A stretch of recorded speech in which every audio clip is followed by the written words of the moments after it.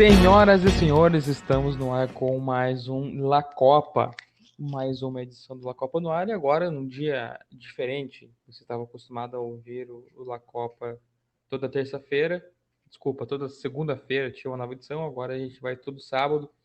Você vai estar em casa fazendo a faxina no final de semana, vai estar aí privado de ser por causa da Covid.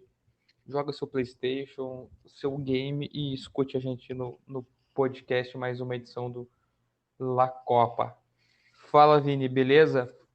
Fase de grupo chegando ao fim e time brasileiro dando adeus à competição também.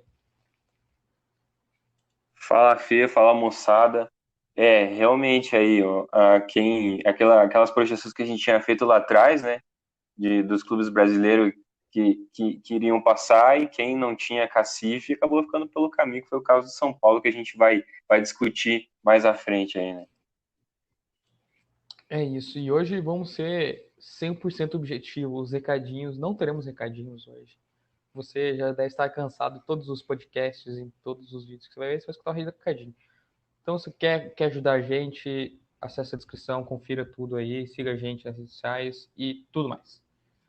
Vamos falar aí da penúltima e última rodada da fase de grupos da Libertadores, que a princípio não teve nenhuma uma grande novidade do ponto de vista dos brasileiros aí. Depois da retomada da Libertadores já estava meio que praticamente definido aí. Teve o Flamengo aí, deu um susto aí perdendo para Presidente Del Valle de goleada, mas fora isso, o São Paulo continuou decepcionando, a dupla Grenal muito bem, o Palmeiras aí carimbou a classificação já também.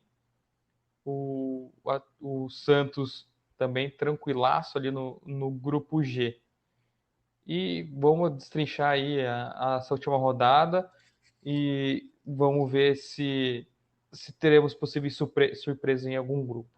No grupo A, o Flamengo deu troco no Independente Del Valle, né? Faltou um para zerar a revanche, meteu 4-0, mesmo com a zaga 100% base, conseguiu uma boa vitória e carimbou de vez a classificação, e a primeira posição está praticamente garantida, né, Vini?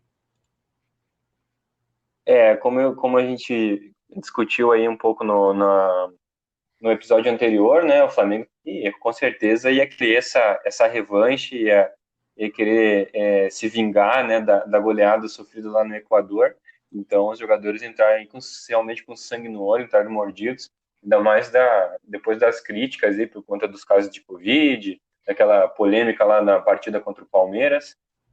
Então, o Flamengo entrou com sangue nos olhos para vencer e, como você falou, aí faltou só um golzinho, né, para fechar cinco, para zerar o saldo aí devedor do Flamengo.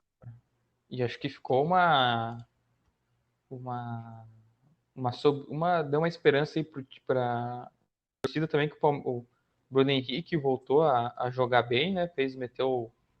Meteu dois gols aí, tava mostrando para que veio o Lincoln, tão criticado o Lincoln aí também, conseguiu meter um golzinho, ver se depois do jogo contra o Flamengo, contra o Palmeiras, mexeu com os brilhos dos jogadores aí, mas essa goleada, vamos ver se o Flamengo agora engata uma boa sequência, vai fazer nas final de semana pela Copa, pelo Brasileirão, e fecha a fase de grupos contra o Júnior Barranquilla no Maracanã, só que agora lá no final do mês, né?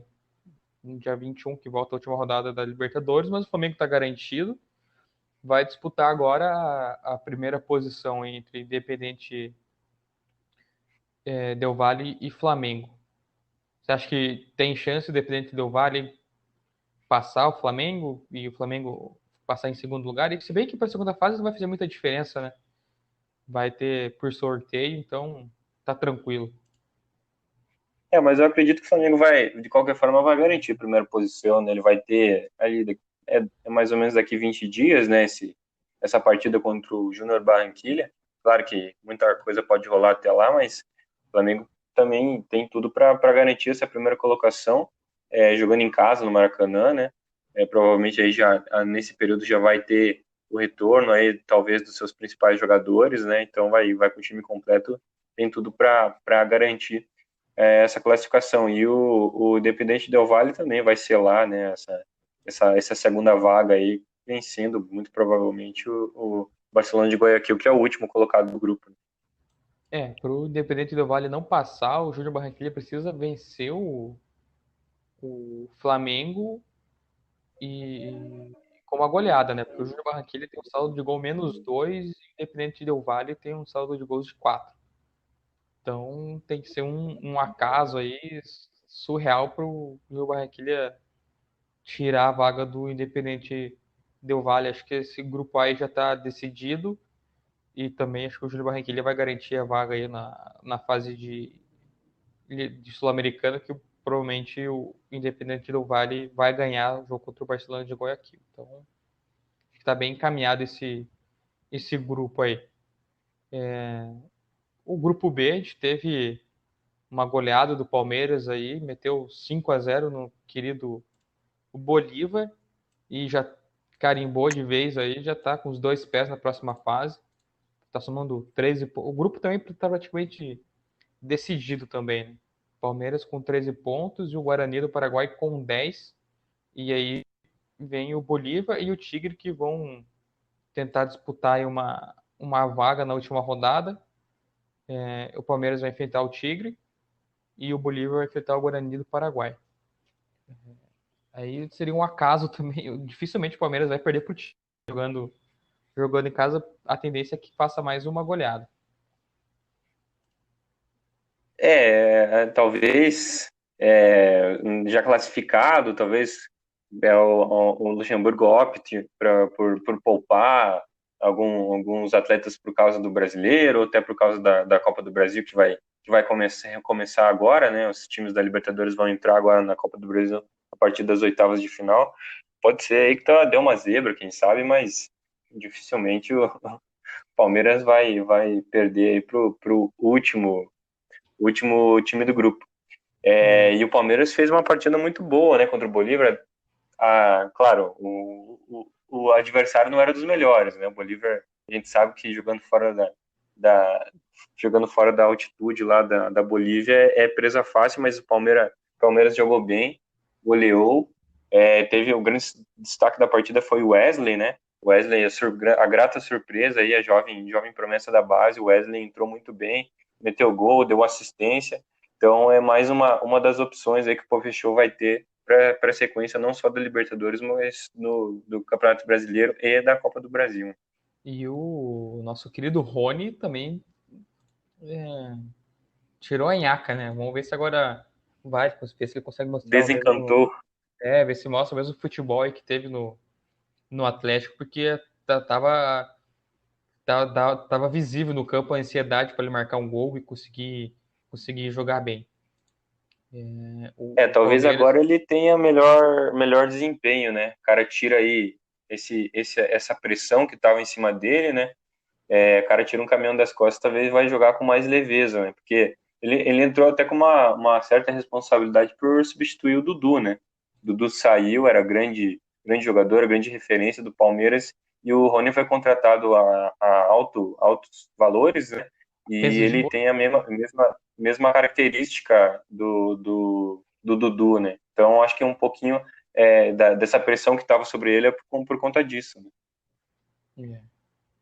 E entrando um pouco nos números dessa partida contra o Bolívar, o Palmeiras teve 57% de posse de bola, que não dá para entender um pouco a dominância de quem ficou com o tempo na bola, mas não diz muita coisa. Mas o Palmeiras teve 23 finalizações contra 14 do Bolívar e 10 finalizações no gol. Então, metade dos chutes foram pro gol, o Palmeiras conseguiu concretizar. Então, mostra que o time tá com o pé relativamente calibrado aí.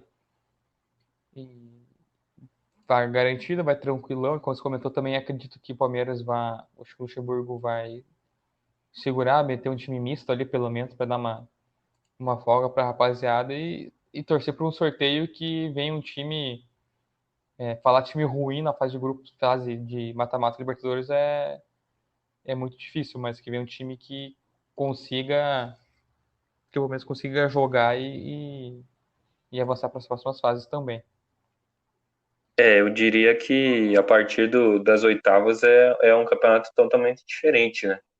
Exato, exato. Os jogadores que são mais decisivos precisam aparecer para decidir, porque são 180 minutos, né? Então tem toda a pressão, e aí até o modo de estilo de jogo das equipes muda, os jogos passam a ser mais pegados, né? Então é outro campeonato, e o Palmeiras tem que estar esperto, né? Tem que evoluir. Claro, goleou aí, mas acho que está devendo ainda o futebol se ele quiser chegar longe na Libertadores, né? Porque na fase na fase eliminatória, a partir das oitavas, ele não vai ter essa moleza que ele teve aí na fase de grupo, né?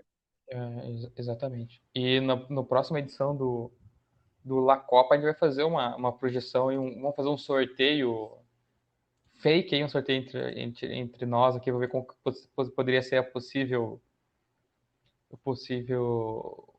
disputa de oitavas de final, já que a gente vai ter 2 semanas aí sem jogos da Libertadores, então a gente pode fazer umas projeções e também nas próximas edições fazer um pouco de detalhes dos concorrentes aí dos times brasileiros para a segunda fase pra fase de mata-mata da Libertadores, né?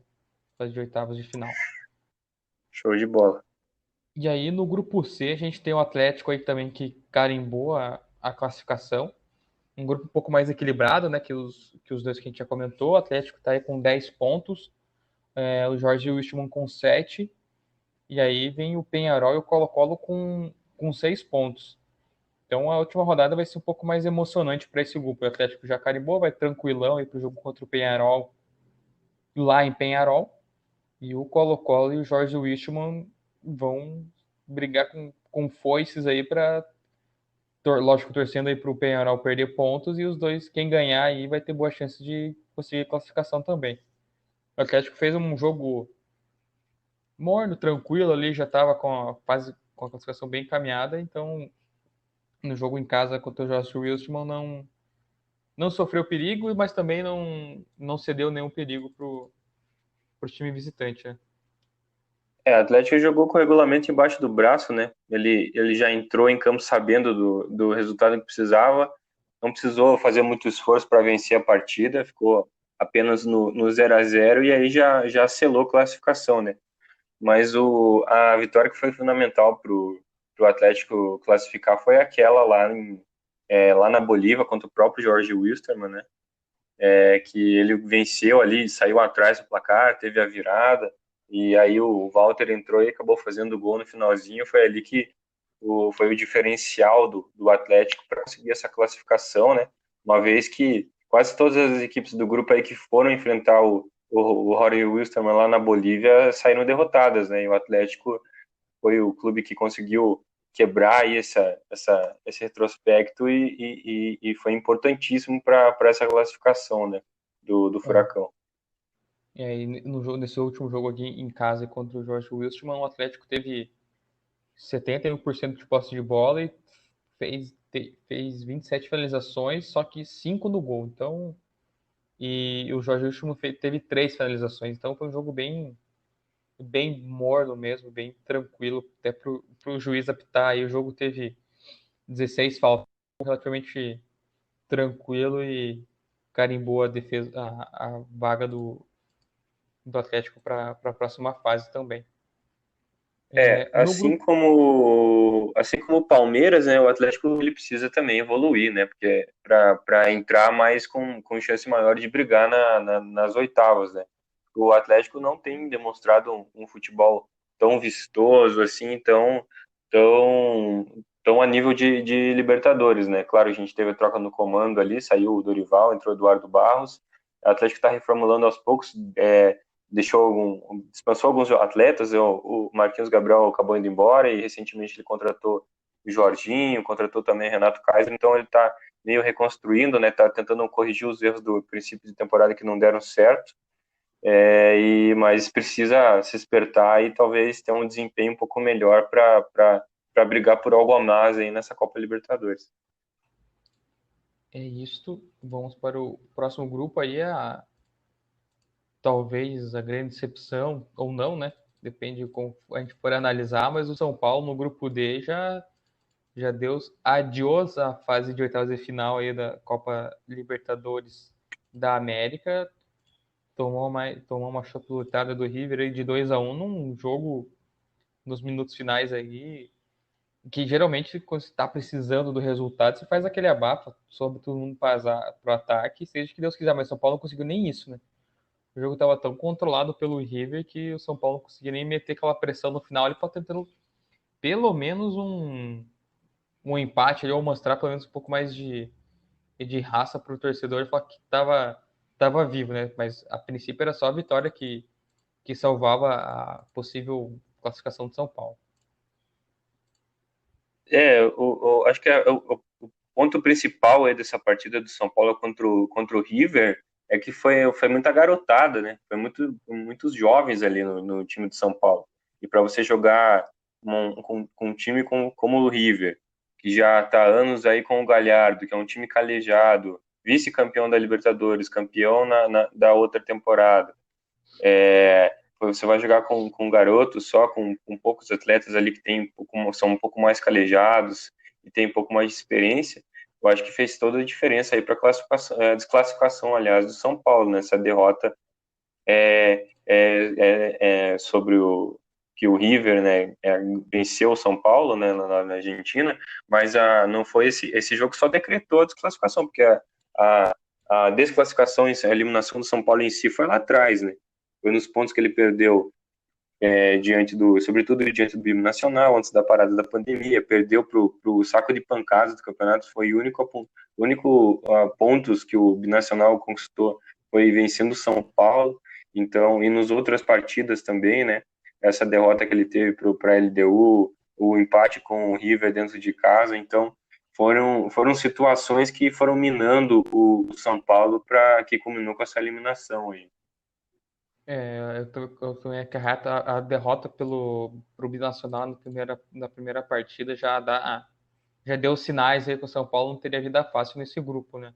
E perder pontos em casa pro concorrente direto, que era o River Plate aí em casa, destroçou a chance do São Paulo. Mas acho que pode ter a Convenhamos, questão convenhamos que era talvez dentre os brasileiros era o grupo mais complicado, né? Tinha sim, River Plate e LDU, mas o São Paulo também não se ajudou, né?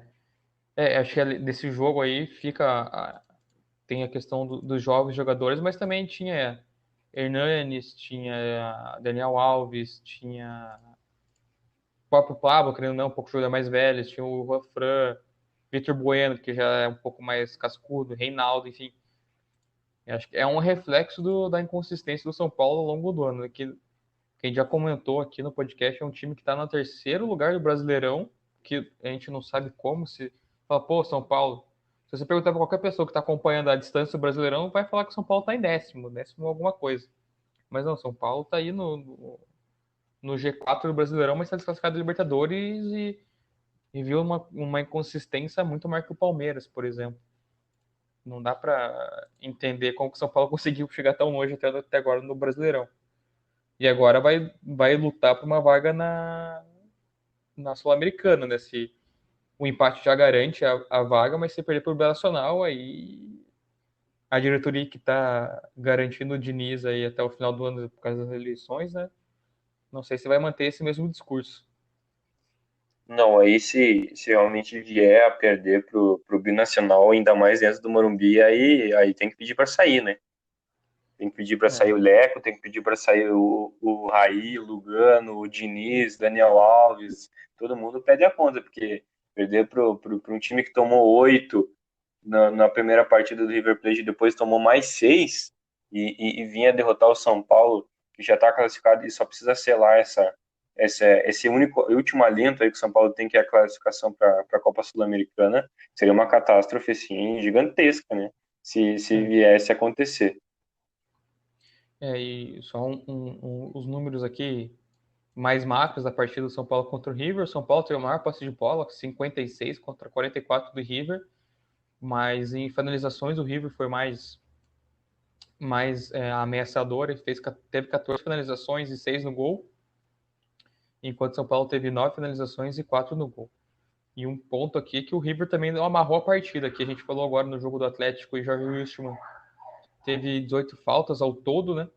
Só o River Plate fez 22 faltas no jogo todo, São Paulo fez 12. Então, o River, um jogo também parecido que foi contra o Flamengo no ano passado, né? O River fazendo muita falta, segurando o jogo, amarrando o jogo, porque o River sabia que se São Paulo vencesse essa partida, ia ser muito difícil o River também conseguir classificação, né? Porque aí o São Paulo ia para 7 pontos, os dois clubes iam ficar com 7 pontos, só que o São Paulo vai pegar o Binacional, que tudo indicaria que ia vencer e classificar, enquanto a LDU ia pegar o River lá em Alvejaneira, né? Então, o River fez um jogo ali, estilo argentino, faltinha para cá, faltinha para lá, vai travando o jogo e conseguiu. E eliminou a fase é o São Paulo. Tem bagagem, o clube em si tem bagagem na Libertadores.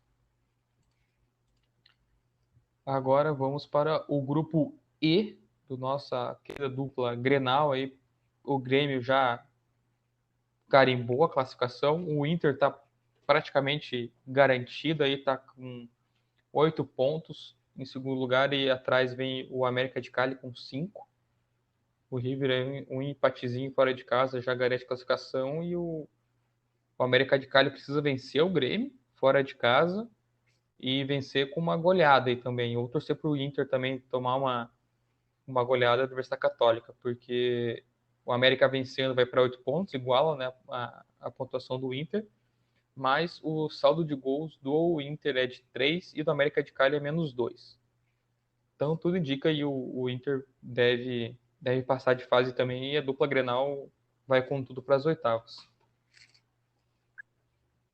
Você resolveu bem a situação aí do grupo, né? E realmente é aquilo que a gente já tinha previsto lá atrás. Realmente quem é Grêmio e Inter só iam decidir quem ia ficar com a primeira posição e quem ia ficar em segundo, né, na classificação. E o Grêmio, ó, que tudo indica, vai permanecer em primeiro, né? Vai ter essa partida aí contra o América de Cali em casa. Vai ser mais um teste aí para o Renato consolidar o time do Grêmio em casa. O Grêmio tem tido umas atuações bem irregulares dentro da arena do Grêmio, sem a presença do torcedor, né? Então ele vai ter esse teste, aí, o último teste em casa, antes de partir aí para a fase decisiva da Libertadores. E o Inter vai jogar lá contra a Universidade Católica. A Universidade Católica não tem mais chance, né, de classificação. E aí o Inter também com certeza vai talvez com um time misto, aí um time titular, porque o Eduardo Cudê já declarou que ele não tem dois elencos, né, para disputar brasileiro e Copa Libertadores, e ainda mais se vai ter a Copa do Brasil agora, né?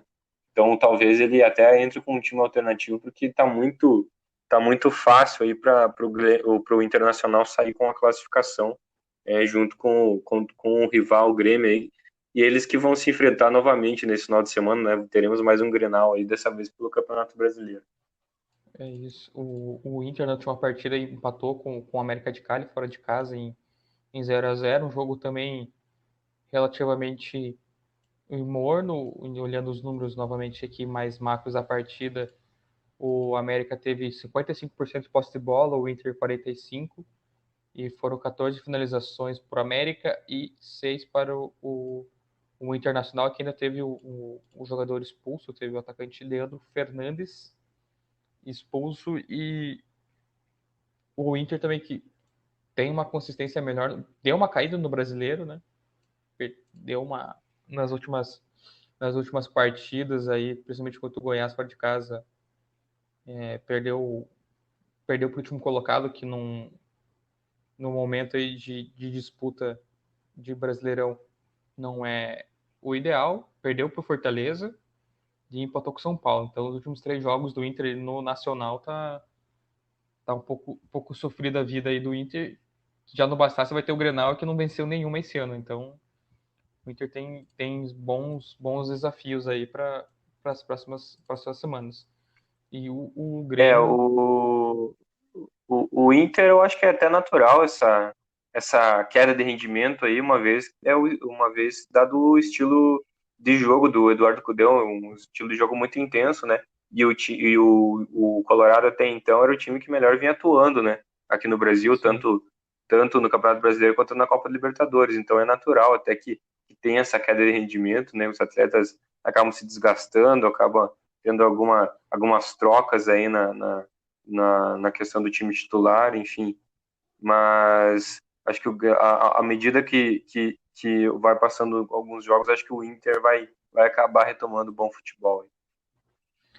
E do outro jogo do o outro brasileiro do grupo, o Grêmio venceu o Universidade Católica por 2-0 jogando na Arena do Grêmio, e carimbou a classificação e assumiu a primeira posição do grupo. E os números da partida aqui, o América, desculpa, a Universidade Católica teve 68% de posse de bola e o Grêmio 32%, mas o Grêmio atacou, teve 14 finalizações contra 9 do clube chileno e 6 foram gols do Grêmio e 2 do Universidade Católica. O Grêmio também teve inconsistências aí, um início de possível crise com o comando do Renato, mas tá conseguindo mostrar resultado, principalmente na Libertadores, né? Que ainda tem o grupo na mão que ainda pode dar muito caldo ainda. A Libertadores, a gente sabe que já não é de hoje, que é o grande foco do Grêmio e do Renato, né? Para a conquista da Libertadores. Nas últimas temporadas ele já botava um time alternativo no brasileiro, não dava tanta atenção para o brasileiro. Nessa temporada não é diferente, né? O Grêmio vem colecionando empates, acho que, se não me engano, é o segundo time que mais empatou no brasileiro. E na Libertadores vem bem, né? Venceu o Grenal, venceu os dois últimos jogos aí contra o América e contra a Universidade Católica, né? Então, o Grêmio também, eu acho que é um dos favoritos, vai chegar longe, briga e vai entrar nessa fase decisiva com moral aí para talvez chegar a bater campeão lá no final do campeonato. É isso. E só a questão do número de empates, o clube que mais empatou no Brasileirão foi o Botafogo com 8, e o Grêmio divide aí a segunda posição com o Palmeiras, os dois com 7 empates. E no Brasileirão, o Grêmio nos últimos 5 jogos empatou 3, venceu 1 e perdeu a última partida pro Atlético Mineiro em 3-1.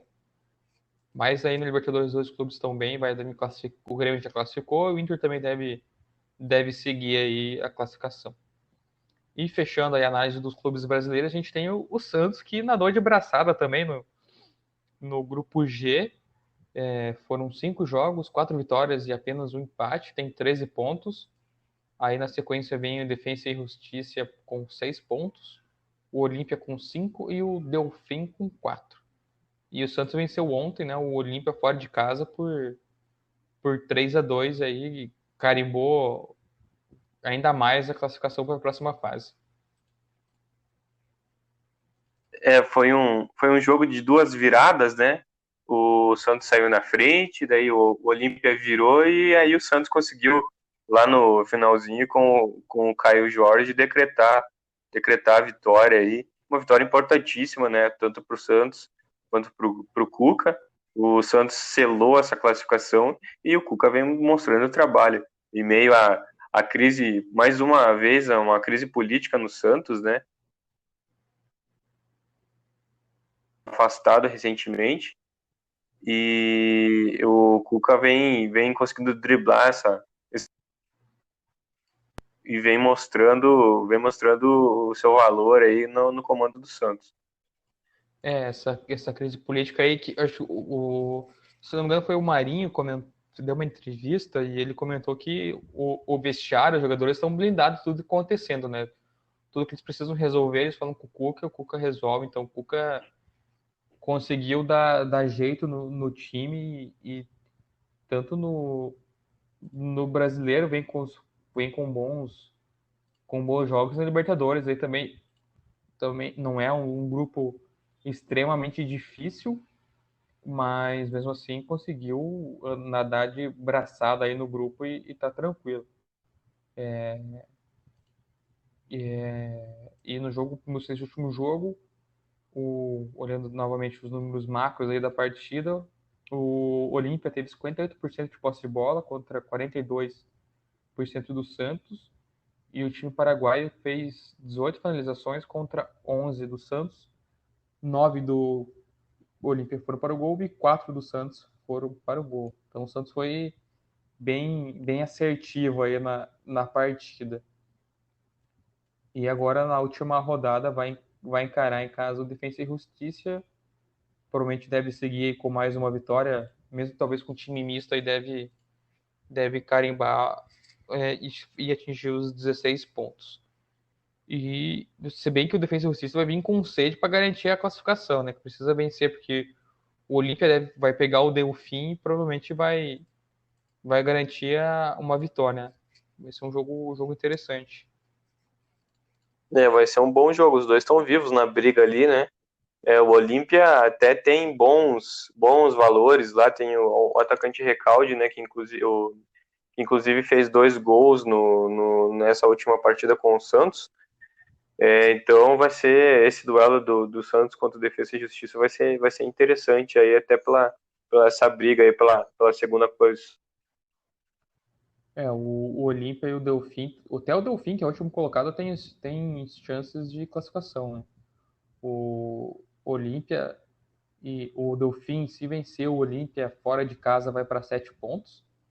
E se o Santos vencer o Defensa e Justiça, já dá Delfim na próxima fase. Então, uma fase, um grupo um pouquinho mais equilibrado aí, com os 4 ainda, o 3, um já classificado e 3 aí na briga para ver se conseguem uma classificação, né? Os outros grupos que a gente viu aí, todos os brasileiros, é um grupo um pouquinho mais embolado ali.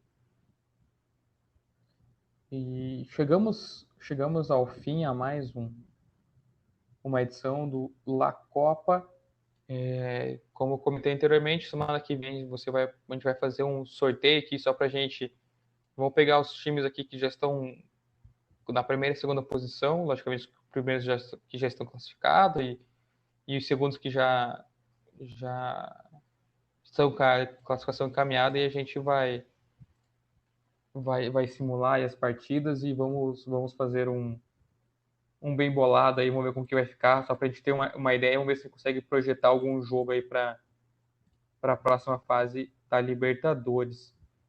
Vini, quer deixar um recado para a rapaziada? Alguma mensagem para esse belo final de semana aí?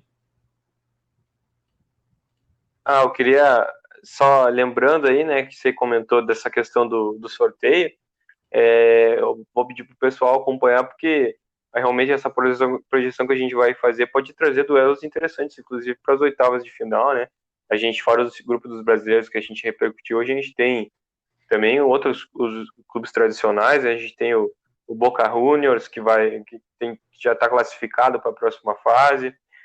No outro grupo a gente tem o Racing, que também vem muito bem, é um dos favoritos na Copa Libertadores, tem o Nacional do Uruguai. Então, acredito que essa composição aí que a gente vai fazer é interessante até para ter um prognóstico aí dos torcedores dos clubes que participam da Libertadores, saberem aí os possíveis adversários, como que esses adversários estão na atual temporada. Então, acredito que vale a atenção aí do nosso ouvinte para o próximo episódio. E então é isso, rapaziada. Obrigado pela sua audiência. E se você gostou deste podcast, se inscreve no nosso canal, nos acompanhe. Se você está no YouTube, você se inscreve. Se você está no Spotify, segue a gente. Aí tem todas as sequências de podcast do News FC para você acompanhar. Acesse o newsfc.com.br para saber a agenda completa de futebol do final de semana e durante a semana também. Além dos pré-jogos que a gente desenvolve para você, e as camisas de lançamento que você pode conferir no newsfc.com.br. Valeu, galera, um abraço e até a próxima.